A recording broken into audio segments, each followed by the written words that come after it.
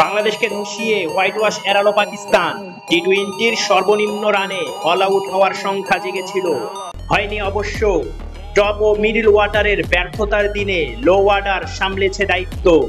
লজ্জার রেকর্ড এড়াতে পারলেও বড় হার রুখতে পারেনি। পাকিস্তানের বিপক্ষে ইতিহাস গড়ার লক্ষ্যে নামা বাংলাদেশ মুখ থুবড়ে পড়েছে। হেরেছে ৭৪ রানে, তাতেই সিরিজ থেমেছে ২-১ ব্যবধানে। মিরপুরে ৩টি টি-20 সিরিজটি লিটন দাসের দল অবশ্য আগেই নিশ্চিত করেছে। তবে হোয়াইট ওয়াশের ইতিহাস গড়ার দিনে উল্টো ধসে পড়ে টাইগার ব্যাটিং লাইন আপ। ২০১৬ সালে ৭০ রানে অল আউট হওয়ার রেকর্ড ভাঙার সংখ্যায় শেষ পর্যন্ত তা হয়নি। সাইফুদ্দিনের ব্যাটে লজ্জা এড়ায়, ১০০ রানও পেরোয়। তবে সফরকারীদের তোলা ১৭৮ রানের জবাবে ১০৪ রানে গুটিয়ে যায় বাংলাদেশ দল।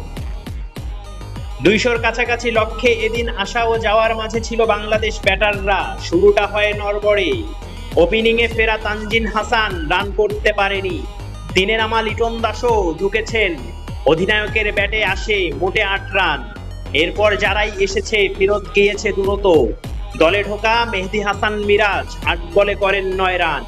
জাকির আলী, শেখ মেহেদী, শামীম হোসেনের ব্যাটে ছিল ব্যর্থতা। এদের কেউ পারেনি ২ অঙ্ক ছুঁতে। ০ রানে উইকেট হারানো টাইগাররা ৫ ব্যাটার হারায় ২৫ রানে। দলীয় ৪১ রানের মাথায় ধীর গতির ইনিংস খেলে ফেলা ওপেনার নাঈম শেখ ১৭ বলে করেন ১০ রান। পাকিস্তানের হয়ে ৪ ওভারে ১৯ রান খরচে ৩টি উইকেট নিয়েছেন সালমান মির্জা। ফাহিম আশরাফ শিকার করেন ২ উইকেট। আগা সালমানের ব্যবহার করা ৭ বোলারের মধ্যে সবাই ছিলেন বেশ দাপটে। উইকেট পায়নি শুধু ১ ওভারে ২ রান দেওয়া সালমান আইয়ুব। পাকিস্তানের জয় বিলম্বিত করেছেন মোহাম্মদ সাইফুদ্দিন ও শরীফুল ইসলাম। সাইফুদ্দিন অপরাজিত থাকেন ৩৫ রানে। ৩৪ বলে ৩৫ রান করে সাইফ কমান হারের ব্যবধান।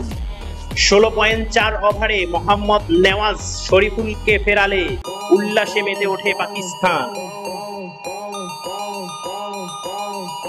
চ্যানেলটি সাবস্ক্রাইব করে সাপোর্ট করবেন।